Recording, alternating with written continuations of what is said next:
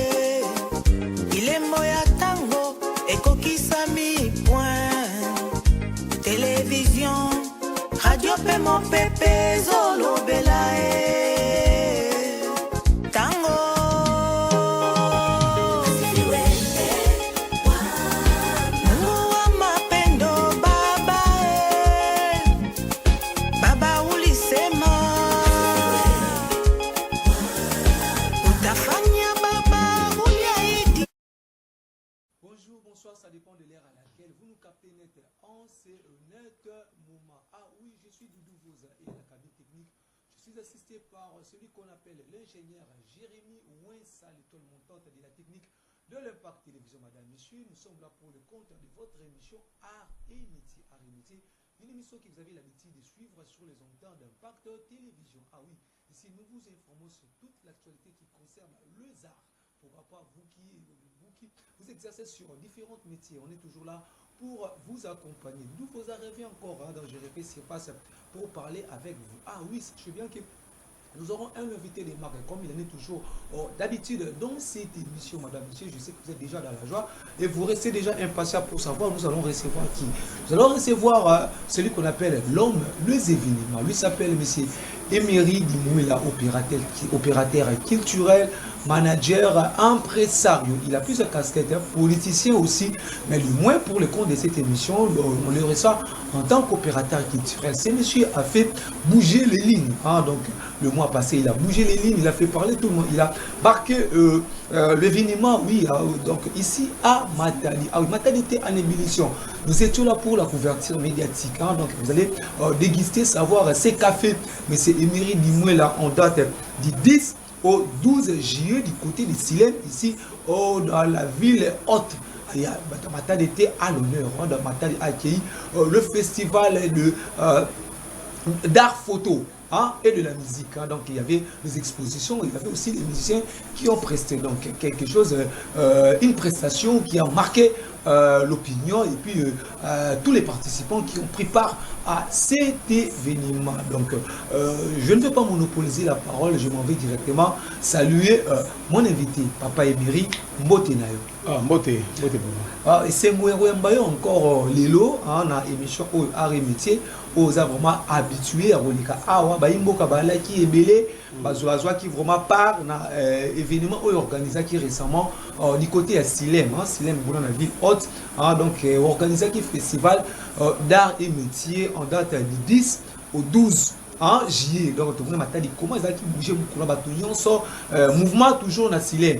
Ça qui est vraiment bien et propulser du culture du côté de la province Congo centrale, quand bien même ça a un coup de pouce mais bien opérateur culturel il y a Kala parce que aux amours tu as représenté vraiment tes bâtiments sur les mieux émirés ni là comme aux autres bani oh ça là la République démocratique du Congo na Kinshasa partout ailleurs mais au lembaté au Kanama beau côté au continent toujours qu'on peut ça coup de pouce la culture na biso bien que un peu négligé mais yo dans ma propre effort na yo au lingera toujours le la passion et le on est dans la carte na yo et au ganga au lingera vraiment qu'on lâcher prise. Donc là, on doit se dire, alors il faut accepter l'homme à son époque, car l'ingratitude est condamnable. Ton image, notre personne vivant, c'était tant que vous souhaitez, nous sommes trop mais du moins, aux années, nous mettons le barapé quand même, Bolamou, ce qui Bolamou peut salami, parce que ça, on est à la province, ça, on est à la ville. Tout le monde qui la communauté qui n'est pas ébélée, côté Angola, Kati Saki, qui Mwanda, Bazalaki, qui Boma, qui Tchela, qui vraiment ébélée la communauté qui est tout ça pour la couverture médiatique. TV et Zara, doté beaucoup na CKT. Cette activité, Mukoloana de 10 au 12 juillet, beaucoup revivre donc organisateur, initiateur, événement, wana festival d'art, photo et de la musique. Il y a mis à pour notre décryptage. Donc, tu proposes vraiment la question en ce qui concerne le déroulement, il y a événement dans Mukoloana. Mon mboka émérite du Mouela.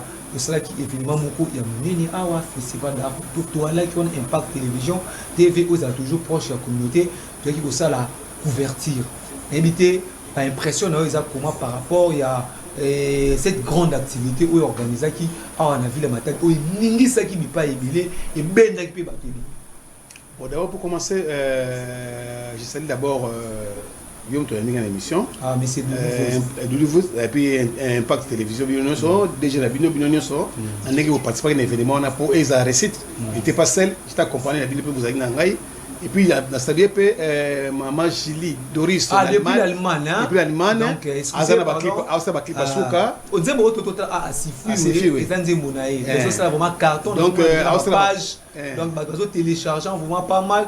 Je pense que ça va concerner en décembre. Ouais, Azana Baklipa Basuka, Banze Basuka de Bima, Baklipa, et puis ils ont préparé, Bablo Moussa Sikapo. Enfin, le bon nous sommes à larguer dans le marché.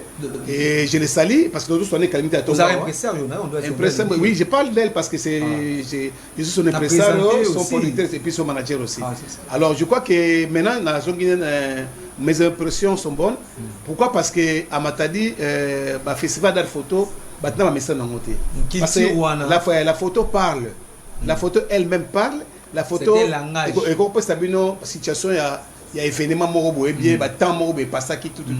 La photo remonte les époques avec la photo. Alors actuellement, beaucoup de nos confrères ne comprennent pas, mais je pense que c'était une recette comme vous avez dit vous-même.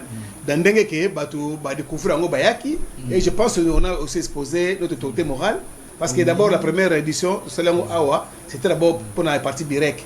C'est pour l'autorité nabiso Jide Paluku Konga parce que Azali Mutoyo azobima na originalité na politique et puis azapela leadership mo responsable un philanthrope yango zo mona ngai na talaki na bima il faudra appuyer parti birek et mairie di mona na kanga Congo central c'est vrai na lingi pena kota touche na ngai pour image na yekende parce que so mutasa bloka bien faut qu'on ndima yango aujourd'hui produit exportation na biso ya Congo comme que les banda ebele azobunda penza Québec donc ba chinois vont commander bloc pa na biso ba européen par-ci par là ba marché comme quota donc et puis à Fongoli ba kamango je crois que dans les jours à venir ba jeunes producteurs et même ba cacao ba café ba koseka sous de ce na kala alors coup de pouce na je n'ai pas beaucoup mais je crois que pour na kenango sou bien il y a déjà des réactions avant Gaïna Banda et Koloba, je pense qu'il serait mieux tout à l'heure nous ce qui a été ma photo à Yéna Salaki parce que hier à ça 10 ans d'enseignement. Ah oui. 10 ans d'enseignement. Parcours naïe. Après, a commencé maire de ville à Beni. Et après Beni, il a commencé sur gouverneur de Nord Kivu. Après, a commencé ministre de l'industrie. N'est-ce pas comme ministre de commerce extérieur. Et le commerce extérieur a excellé. Parce que Banda commence à se à Congo Banda. C'est pour la première fois que mon ministre va travailler pendant na souci pendant oui, c'est ça. Il travaille pas pour lui, mais il travaille pour la population, pour les gens. C'est ça, pour l'intérêt communautaire. Donc c'est ça. Je crois qu'il y a un moment na exposé qui nous parcours naïe.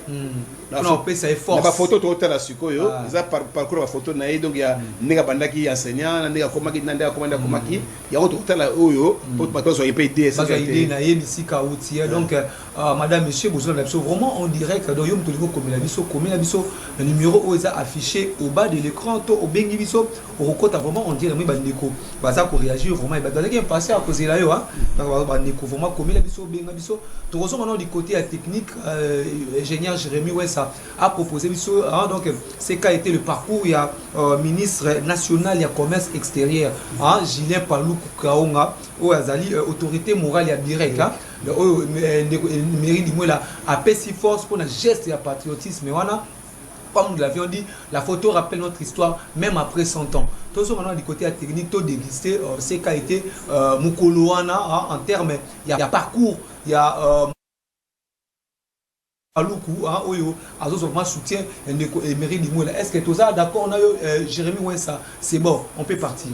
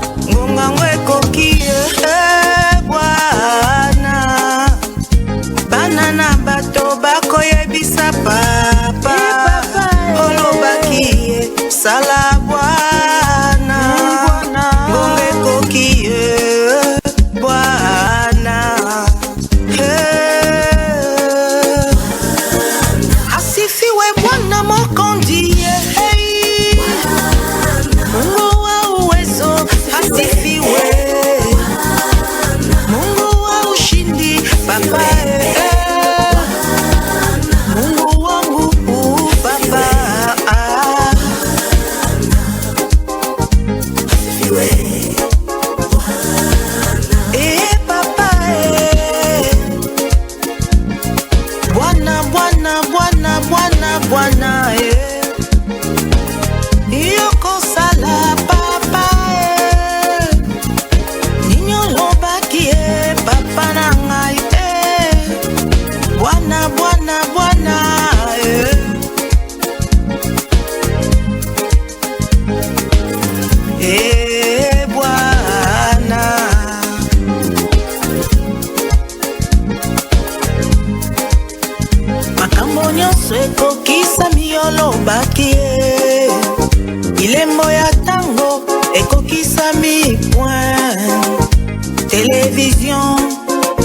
mpe mopepe zolobela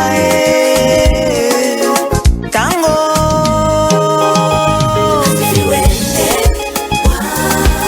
muwa mapendo baba baba ulisema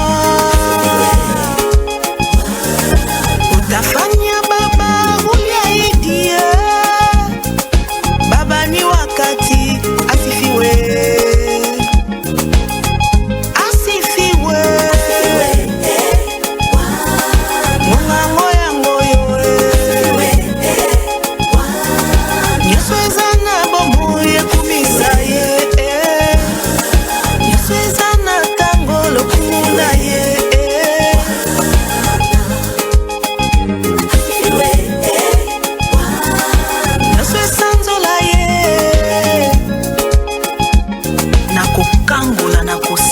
na kumbikisa na kolakisa satana nazali nzambe na bomo que tout ce qui respire loue l'éternel.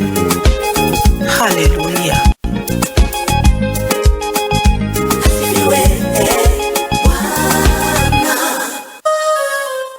C'était là le moment fort de cet événement intitulé Festival d'art photo et de la musique qui s'est passé du côté des cinémas. Nous y étions, l'ambiance était vraiment au rendez-vous.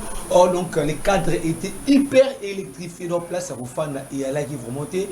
Donc monsieur Mehdi Moua l'a invité sur la disposition parce que là qui monte une fois le cas qui avant la moto, ça prouve assez que comment c'est grandeur et évidemment la lourdeur na yango. Donc c'est pour cette raison que bah il moka au place qui peut place ça vous fan daté. Il faut tout sur la non nayo. Ya suka to mususu kozala et suki kaka na mwanda awa bon ya suka te ya liboso pete po sasa ngo liboso na sasa ngo na kalakala wana na Formosa premier édition de wana et puis na kana bomba pela na sasa ngo pena bomba kuna na auberge du vieux port bato bayebi na sala ngo serana kutu d'ailleurs na bomba ba festa ba bimba liboso na bomba na makambo wana ezaki luka bien. Alors je pense nous avons préparé festival d'art photo et de la musique mais thème nango est la sikoyo la RDC de 1885 à nos jours. Donc vous avez le mot historique. Nous avons histoire nyonso ya RDC bande banda na période coloniale. Take nango tango le roi de Belge azaki mukolo ya Congo et puis tango Soudan na Belgique na tango to combien indépendant. Balit no so kimbango salaki, balit balumumba wasalaki, balit tuba politique wasalaki na netu indépendance à nos jours.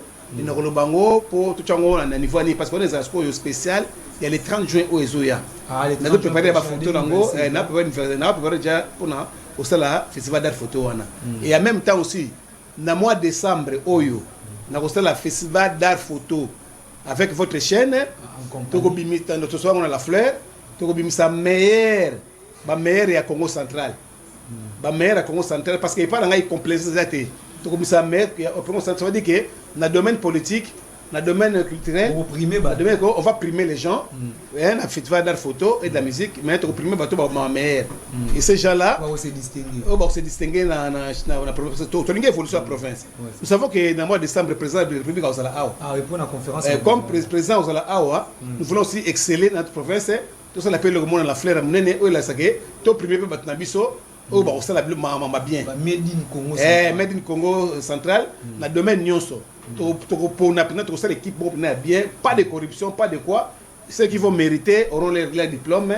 Donc dans le cadre de ça. Si puis mon collègue a mon qui n'a ni to ba nominé ba. Ils allaient ailleurs, c'est la question parce que na ba award mingi ne to ça la mazara. Ba chara no ba nominé. Ba nominé ne to ya sko tela sko. Est-ce que na poser la question. Na pas sur Kamongo.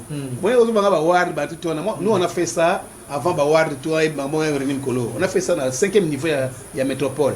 Na prima ba Miller, na prima ba passer Padou Petit, ba na Mikaluki, ba famille Mingwana.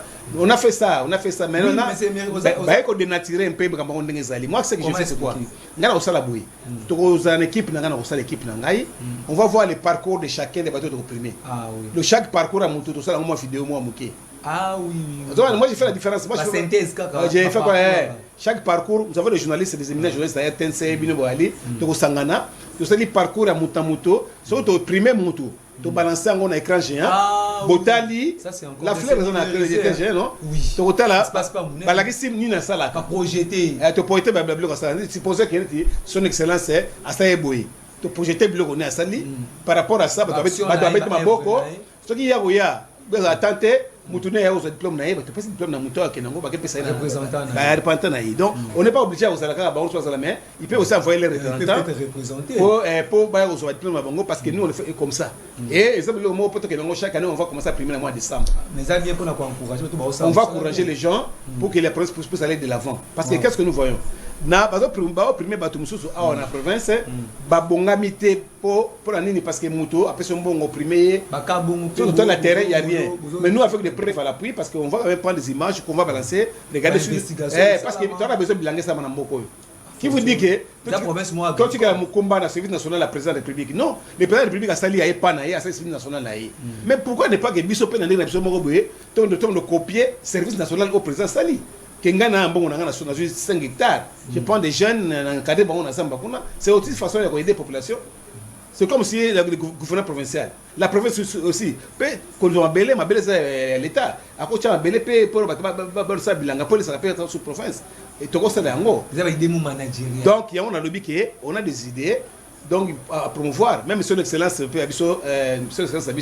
j'ai beaucoup d'idées à pour notre excellence qu'est-ce qu'on peut faire pour la partie dans son birek pour évoluer la Congo central qu'est-ce qu'il faut faire j'ai 3 idées on a remonté pour na d'abord on a vu sur encadrement des jeunes à niveau ya bazamba kuna ils savaient bien parce que tout le ça jeune courage va comme ça là oui et puis tout le monde appelle que na budget à jeunesse l'état na biso chaque année budget à jeunesse c'est comme rappel un peu évoluer alors je pense que tout bête Barcelone après parce qu'il y a plus de projets belé mais je pense dans l'accès qui image on a essayé condenser il y a ce qui a été l'événement ah oui mais la ligne qui c'est qu'à parenthèse pour anticiper qui tout autant la galerie photo il y a tout nakaka motivation à la ligne parce qu'on a vu le parcours il y a son excellence Gilles Kaonga donc ce n'est pas la moto en français qui est tombé comme un cheveu dans la soupe parcours naé à outil enseignant à mati aïe d'éviter documentation c'est une leçon mais c'est rare on a un soir avec ni mais on a des images avec photo avec authenticité mais je vous dis je pose la question documentation je vous dis j'ai été à Kin j'ai parlé avec son excellence il m'a reçu dans son bureau j'ai parlé avec son équipe aussi et ils ont compris les projets le projet bien parce que avec le projet exposition de photos ils ont besoin d'imprimer image ya excellence parce que les gens l'autre personne son excellence je l'ai pas loco mais la vision maintenant la photo fera que comme on a quatre subconscient on comprendre que sur la visibilité et puis impact devant les gens et c'est comme ça que il y a image comme vous le dites là c'est bien alors j'ai fait ça et en même temps aussi je pense ce qu'on au tali au festival oui c'est ça image on a ça la galerie photo si tu es vraiment parce que quand on parle de festival d'art photo et de la musique c'est pas seulement pour vendre la concert n'importe quoi mais la journée les gens entrés ma famille va kota va visiter la photo on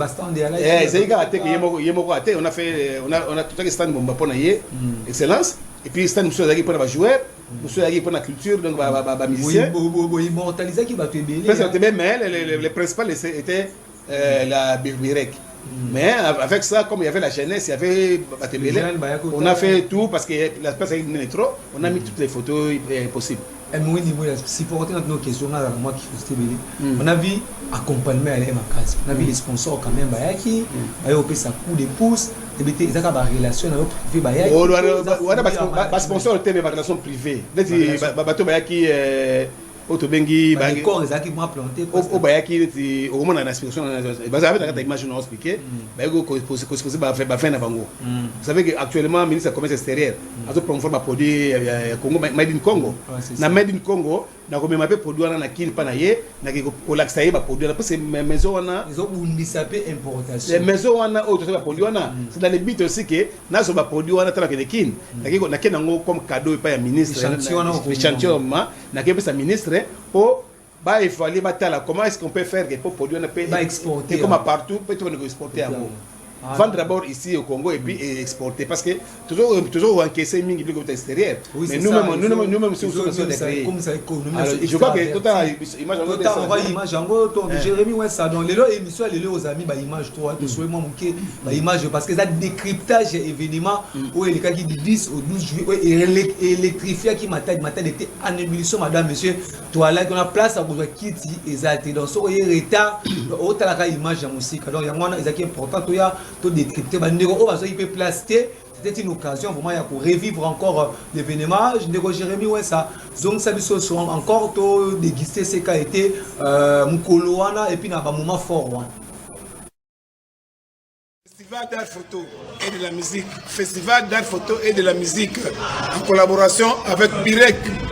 Birek, les partis de notre autorité morale. Julien Paluku Kaongia. Birek, Congo Central, organise le festival d'art photo et de la musique.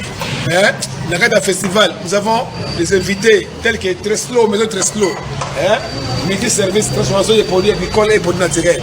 Dans le cas, il y a un événement. Donc, Birek, les mairies du Mouela, les amis des mairies du Mouela, vraiment, aujourd'hui, c'est le deuxième jour à festival, toujours avec les concerts et l'exposition des photos.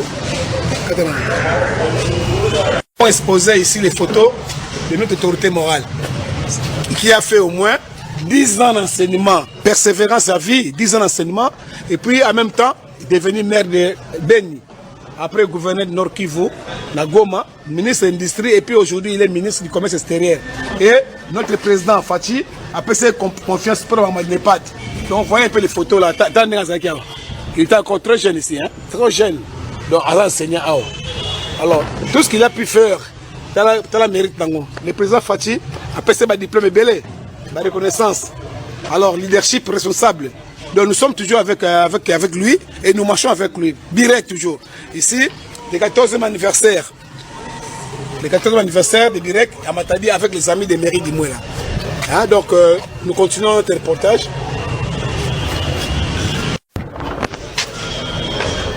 Le 14e anniversaire du parti Birek. Vous avez un peu le perçu avec le président Lelo aussi, fédéral Lelo, maman Denise, fédéral adjointe, il y a Birek. Nous avons la délégation de Kin, qui pendant l'événement. Donc, comme on dit toujours que Birek, c'est votre parti, c'est notre parti à tous.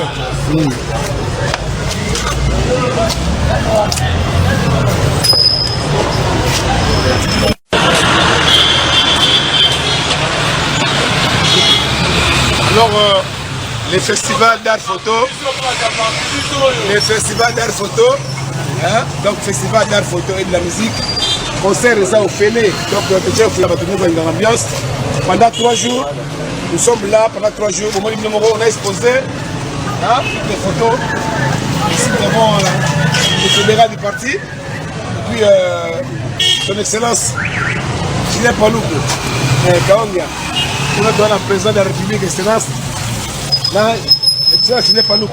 Ici, Emery, quand il avait encore 20 ans, la Belgique, 20 ans. Donc à peine 20 ans la Belgique. Donc je crois que vous avez les photos. Ouais, les jeunes gouverneurs. Donc il est là, tout le gouverneur. Ici, il y a les photos archives avec Savané de Picho, Papa Wemba, qui s'est remené. Mamie, il est là, Dénoné Angumba. Les Karmapa, et puis Ngadia d'Angadios, Naboma à Kermès. Mamie, il est là, 2005. Je l'ai invité à Matadi, c'est en 2005, Yamona. Donc, la photo, on a exposé ici pour l'historique de notre musique. Vous comprenez peu. Puis, nous avons le maire de la ville, Dominique Kodia, BT, et puis Emery Dimouela, reçu par son excellence, Julien Paluku Kaonga, toujours dans l'idéologie à Festival d'art photo. Et si vous suivez France 24, on parle des expositions de photos. Et Mingi, la Congo, on a comprendre. Chez nous, ici au Congo, nous devons aider la population à comprendre des choses. Le festival d'art photo, il y a exposition des photos. Il y a toute une idéologie dedans. Parce qu'on peut faire naître la vie, parler de la vie sur la photo. La photo, les archives, ce qui nous aide aussi à comprendre notre histoire, à bien maîtriser les choses. Donc je vois que merci à vous tous. Au bout du festival, c'est le deuxième jour. Donc demain on va clôturer et on aura aussi d'autres informations pour demain. toujours avec Treslo, hein. Treslo, vin, whisky, fabrication locale, de Matadi. Festival d'art photo. Il s'appelle Emery Dimouila, le promoteur du festival d'art photo et de la musique. Hein. Donc, il y a un organisé qui festival ici vraiment donc c'est l'unique festival où il bougé les lignes. C'est sur le festival les salariés où il bougé vraiment les lignes et que l'obligation cause même sur internet. Vous voyez comment est-ce qu'il y a vraiment des réactions de félicitations. C'est Emery Dimouila. Mais tout tel dans ta galerie photo, tu retrouves ma figure emblématique et belle, ma figure politique et belle, tout le monde ma figure culturelle et belle, tout le monde va synergie avec toute symbiose et à la qui on a parcours vraiment élogé.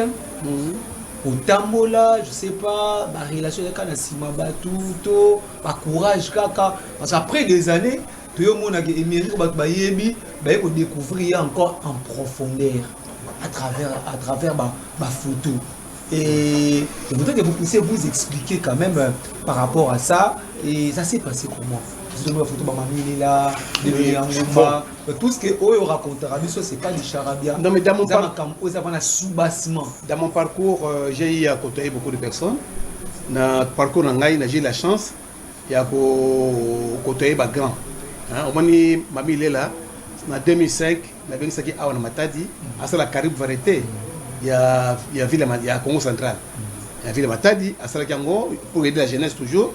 Et puis dans le parcours, on a écouté Zakari, Bazakle, dans le cadre idéologique, Zakari a dit qu'il n'a pas visité Kermès on a Matadi à Chaudron. Et puis il a encouragé les gens que non, Kermès on a écho, on a forme, il y a une foire à qui. En tout cas, bateau baebi na baebi na ba série on a pris que il va concert bandaki jeudi oise quoi samedi Karmapa samedi lundi Kester et lundi c'est le au la élection Miss ça peut se couronne Miss et les qui Sœur Lisaye et les qui donc Gobala yaki et puis na succès na ferry le ferry d'ailleurs nga kufa na Kermès on a parce que donc on dit ça donc alors tant na lungo wana na au la festival d'art photo na au la mon ba concert de belé na soirée makuba Écoute, on a le bilan monté pendant la soirée Makuba. Donc, j'ai fait beaucoup de choses. Soirée Makuba, maintenant, ma tête, on a ça, on a petit lot. Particularité, festival d'art photo, là, on expose des photos, on expose des idées. Mais tandis que la soirée Makuba, il y a une grande soirée. Donc, soirée Moko. Donc, touche dans les allées Nini.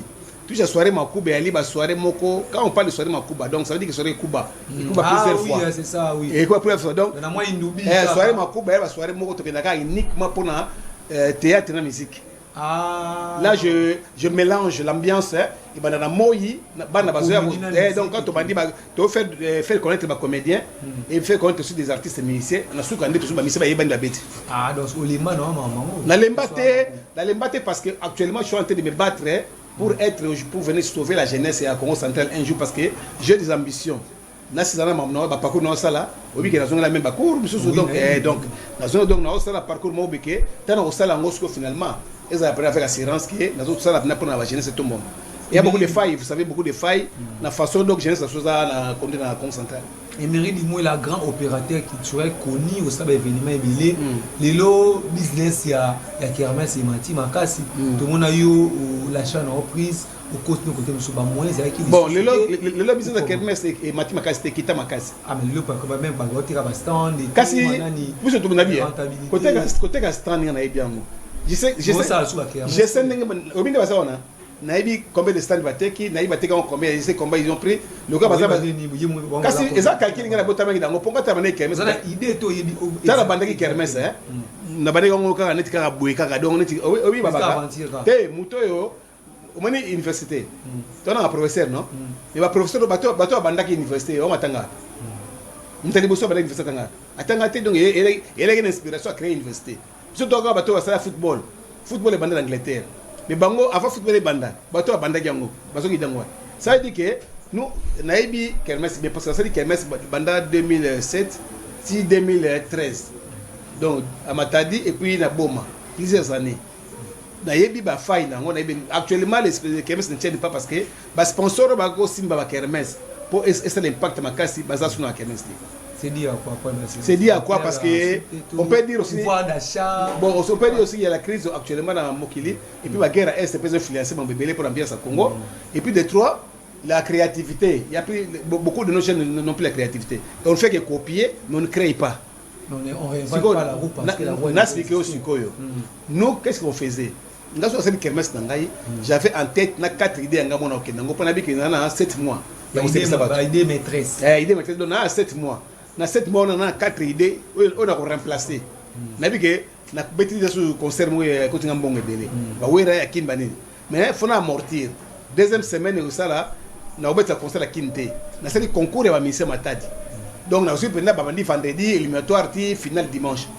Et c'est l'ambiance, on a mis l'ambiance. On a dit que ce qui est bien, c'est que ça qui est sous.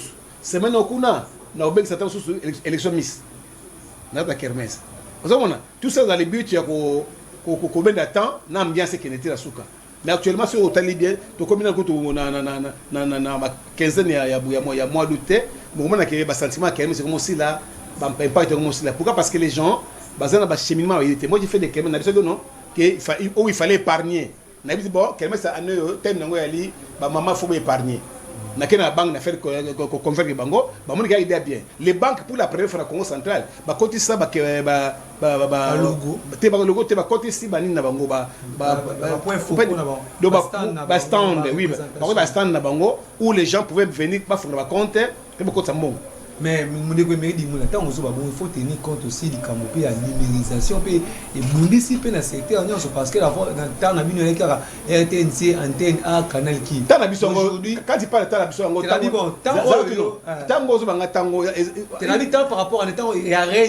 Tout au contraire. 2005, mais 2015, dans la scène, na bandengo de 2001 na concert, tu vas 2015 ça na tu le opération na concert. Ah parce que par rapport à c'est là, na respect kamoko. Quand vous voulez faire quelque chose, il faut avoir la maîtrise. Il faut ébaquer, ndenge monde doit évoluer. Papa mbalbaginini. De génération à génération. C'est pas dit que à ce qu'on va génie. Non, l'esprit était resté jeune de génération à génération. Quand soko yebi kambo, on mettait ça au comme moi quand tu vois les autres, auto kona bango muso bazan ngavani boité, mais j'entends ngezali. Et puis, exactement comme on a mérité dans ba temps mo 60 ans 70 ans 40 ans sauté feeling non pas attention je dis contre la VST, il faut avoir un esprit jeune parce que nous avons des jeunes qui sont vieux et nous avons des jeunes qui sont vieux et des vieux qui sont jeunes parce que l'état d'esprit Yaoundé et Simbaramutamuki. Ouais. Alors ce que je pense à travers la festival d'art photo. Mais il y avait aussi une particularité. Dans ce pays, parce qu'il y a une madame qui est notre chef TEN, il a parti adjointe à Simalelo. Après ça, il y a un commentaire. Ah, la dame qui avait parlé dans la ouais, il y a un lobby. Ce qui est lobby, c'est qu'à ce pays. La parole du chef, c'est elle qui était chef au Azagina. Mais elle a dû palpiter à lobby, donc elle a eu mérite. Émotion. Elle a eu par rapport à une, et puis, il y a Apollo Oyo, il a fait un rapport spécial au festival de la photo. Il a commis, même la partie Birek. Nakin, Apollo on est comme il y a parti parce qu'ils ont le logo à partir. So on dit que Mary Moutouna moyi, par rapport au lobby moi mauvais temps, on va dire que belé opérateur culturel belé au bazo vivre les lots. Habiter quand on évoque qui n'aime sur les camous la numérisation et vous dissiper les lots belé parce que le téléphone est préoccupé ba tout mi. Et vous dites que maxime sur ngenge. Té da oui, totalement dans aspect nyonso. Aspect mongo kasi aspect ngana on positif. Les lots numérisation et bongisi maramutu. Pour me aider à comprendre que qu'est-ce que moi je vais proposer comme idée parce qu'aujourd'hui, tu vas faire la bêtise. Même ceux qui copient la musique. La question est excellence la musique, non? Mais aujourd'hui, la musique, à part quelques artistes et jeunes, on va être conscient, mais la plupart des jeunes, la musique est dans la sensité. Mais les gens ont la succès. Pourquoi? Parce que la population peut abaisser. La population peut abaisser. Donc, ce qui fait qu'aujourd'hui, et le cause de bêtises, mais moi, je ne vais pas me rabaisser pour nous commenter là, c'est rabaisser. Moi, je vais me rabaisser. Dans une excellence, il faut être excellent. Ce qui est diminuer par hôtel, même s'il y a des personnes qui ont mérité, on se paye toujours parce qu'il y a une excellence là. Parce que donc, pour nous, il faut garder des bandes. Ne pas garder des bandes, c'est la recherche.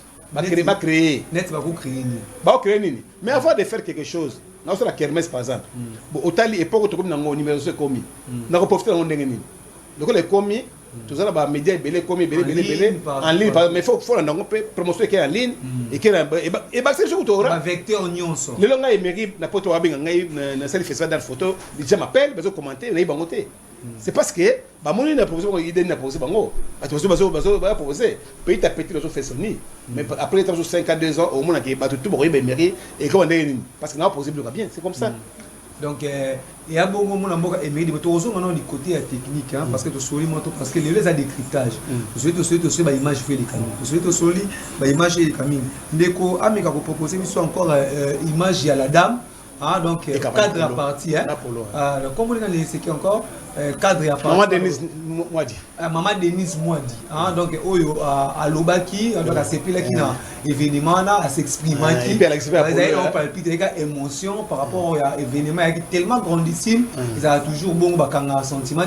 Tous Maman Denise comme ça tous on a tout mais un peu sous encore na l'éco émeri pour te lentement n'engini tout qui vraiment tout qui négocier. Ndeko Jérémy, si c'est bon proposer une seule image.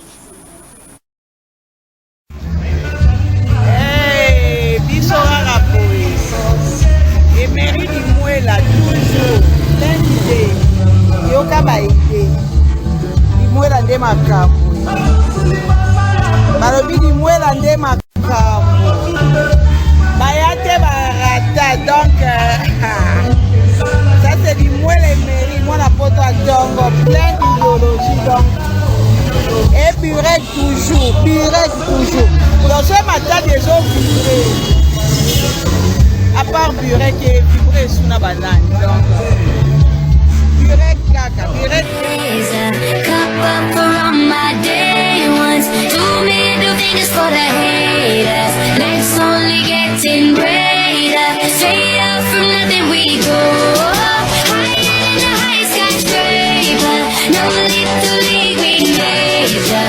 The proof is in the paper. We put the good in the good in the good. We put the good in the good in the good life. We put the bad in the past, now we alright. Hey Lonnie, I got you. Yeah, and it's a feeling that I can't explain. How you make it in your team still stay the same. Stay down from the jump and they never change. And it's a moment I could never trade. Yeah, I told my moms not to stress no more. Quand les actes parlent, les paroles n'ont plus d'importance. Ça c'est un adage. Bilembo yango mo lobby a commenté ça vraiment côté. Donc ça par exemple à suivre. Nous vous a rappelé l'idée, il y a aussi la paix. Par exemple moi avec M. Emery Dimwela auto yambi awa to babi TV za radio té de auto no ba awa les autres qui est vraiment en conformité na ba image au total de Emery Dimwela tout senti ka OK ka de vouloir qui est derrière Emery Dimwela. C'est Dieu le tout puissant. Dieu le tout puissant parce que j'aime bien beaucoup Dieu parce que ba combat na zone na vie pour na makambo ya osala boye et je crois na robeta émission sous un jour pour beta ka solo parce que les prophètes c'est ça qui tamingi. C'est parce que nous avons des gens qui combattent les valeurs. Des aînés. Ils combattent les valeurs. Or, sur d'autres cieux, on parlait du Congo central. Et le Congo central, on parlait plus de Matadi. Parce qu'on a révolutionné la musique. Et tant qu'il y avait des gens dans le Bumbashi, TV, j'avais des fanatiques là-bas. Parce qu'on m'a mis Moutouna. Ok, mais tu as caribou dimanche, mais actuellement, au lieu de encourager les Bissot, ils combattent les Bissot, pour voir c'est qui tracer. Parce que tu ne veux pas que mes races là, on tient Moutouna. Bon, il y a ça dans la tausa ndeni. Alors, le combat est tellement trop, mais Dieu a fait grâce que il y a 4 nangai, et c'est pour nangai ça Moutouté. Il y a un moment que la continuation nangai, malgré avant, le retour à Nini, tu connais aussi tout le boulot n'enga bien, et puis tu quittes à Moutouté, tout ça la gare n'enga n'a pas tenu tout ça, qui est bien. Donc, je crois que c'est Dieu qui est derrière moi, et j'aime beaucoup Dieu, et puis j'aime beaucoup le soutien de mes enfants. Parce que le premier conseil grâce pour là, mais chaque Dimwela et puis Dorli. On est conseil même si aujourd'hui nous avons un politique, papa il faut faire ça parce que tout le monde a une idée belle. Donc c'est comme ça. Ouais, merci beaucoup. Nous remercions qui est lentement ici vraiment vers la fin de cette émission. Tout c'est vraiment la technique va proposer par parcours il y a Emery Dimwela. Je pense que vous avez la dernière image, dernière illustration au total et puis tout ça tout commenter pour te boucler l'émission. C'est bon, ça va? Je sais que tu m'as aimé, je sais bien que tu m'as choisi.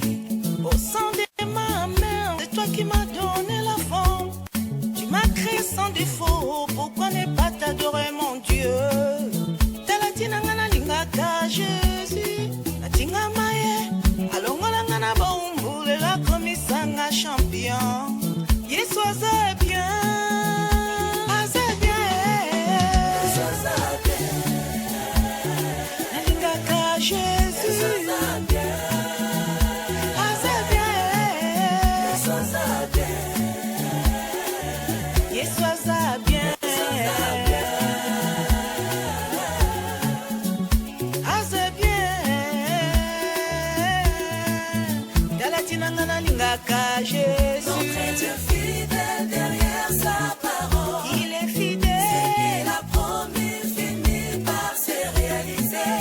Kobosana de Jacob, talaka ya Anna. Opesa qui est Samuel, fidèle, notre Dieu fidèle.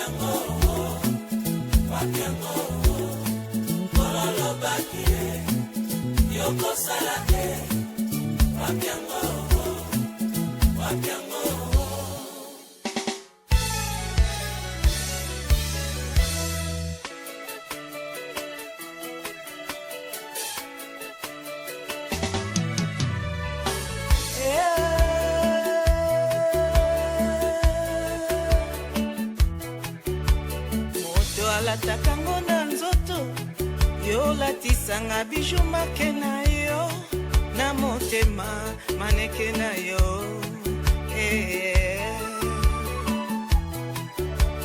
arc-en-ciel na likolo liwa primature stope simba te liki na yo simbi na maboko nani akoki kopasola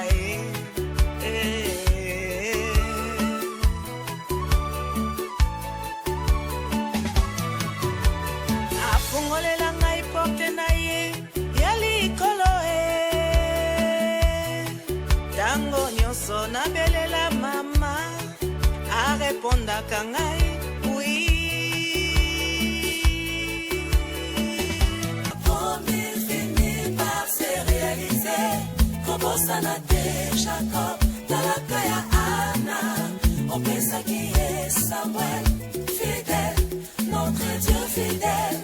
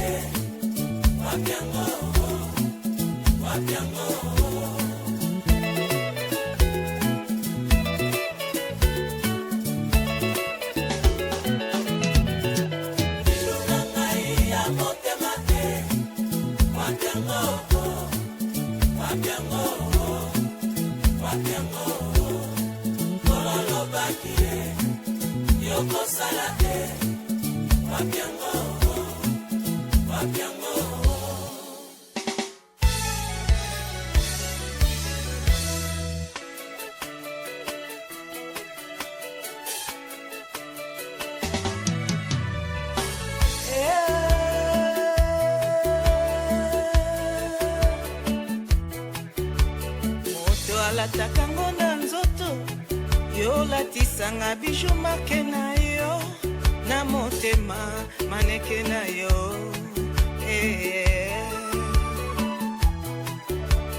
arc-en-ciel na likolo liwa primature stope simba te liki na yo simbi na maboko nani akoki kopasola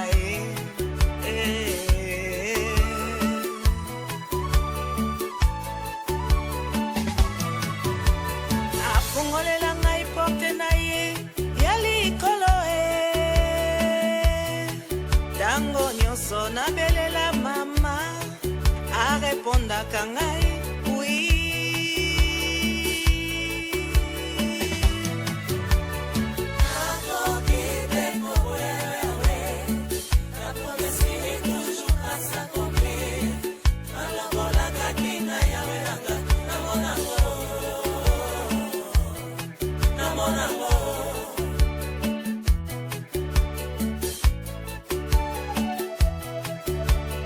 Évaluation ya ndako na yo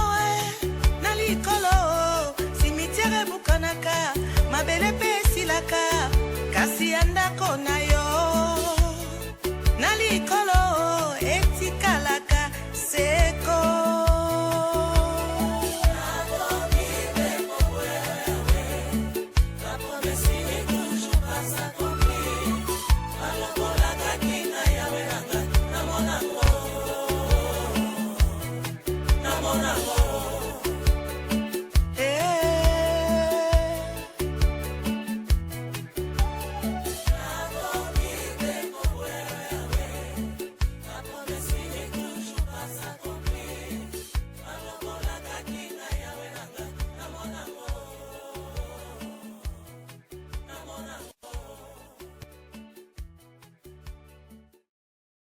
C'était là la restitution de l'événement de CKT, le festival d'art photo et de la musique qui s'est tenu du côté de Silaman du 10 au 12 juillet dernier. Kounande vraiment Makamondé, Pesama qui donc on a décrypté l'événement. Comme vous le savez, donc TV vraiment Elie Mouvando Pémeri, il y a quelques mots, donc on peut sa dernière intervention, on a sa dernière intervention, on a photo bouclée émission. Bon, de notre intervention, on a qui on s'appelle. Na bateau batali festival d'art photo. Nasi que tu préparé sur le mois de décembre. Tout ça la festival d'art photo pendant que premier bénéfice que bateau va accélérer en 2006 dans la province de Congo central. 2026 pardon, dans Congo central. Et puis de deux, tout ça en juin, le 30 juin, tout ça la festival d'art photo pendant honneur à RDC. Ça veut dire que de 1885 à nos jours. Tout ça est avec l'indépendance, ça la moto na la fleur, tu balancer ba image sur la porte la moto. On a déjà lancé appel na bateau tu balingi ba sur ngai pour te préparer événement on a mais on lancé na population matadi attaquer homme d'affaires, attaquer ta business na appel na domaine ya fourniture ya bois de coffrage, bois de construction. Nous ça dit que on nganda ko matadi abike azana ba défi na ba besoin ya li akomo na ngai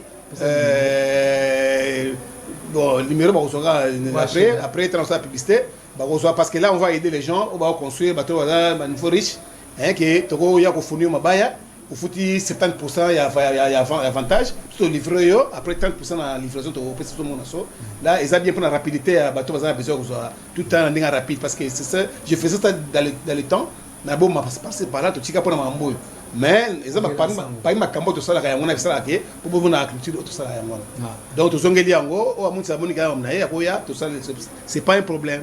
Merci beaucoup, c'était là monsieur Emery Dimoula qui était notre invité pour le compte de cette émission Art et Métier. Avec lui, nous avons décrypté ce qu'a été l'événement du 10 au 12 juillet dernier du côté de Sèvres qui s'intitulait Festival d'art, photo et de la musique. Donc, une activité qui a connu un succès très foudroyant. Donc, félicitations à M. Emery. C'est pour cette raison que nous l'avons invité pour appeler sa mission restitution. Il en a fait donc vraiment dit qu'il a bouclé l'émission sans dire merci. On a réalisateur du jour, donc il va bien comme Jérémy Ouensa. Donc l'étoile montante de la technique de l'impact télévision. Donc moi Nasuka Alia Kamini, pourquoi pas à Chris, mon petit qui me suit depuis Damar, au via boire à Rarote Chris, dans l'Ibanga, non, vraiment il y a un moment c'est lui mon pas faire. Sauf qu'il a bossé pété 16, il a bossé pété Moussa Poli, les coordonnées, Eric Aïk. Vous êtes tellement ébélé pour la Nabiso, vraiment, Ira Moussula, vous êtes depuis quelque part, place sur la Nabiso, pourquoi pas Nathan Kitamba, la maître Nathan Kitamba, vous êtes tellement ébélé les coordonnateurs, Albert Lendali, pourquoi pas Naboussa Nipété, docteur Paul Bakana, docteur Loussala. Vous allez tellement ébélé par partenaire pour la Nabiso.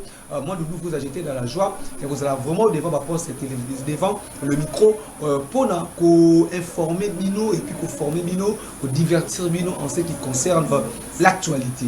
Donc, tout côté le micro, ciao.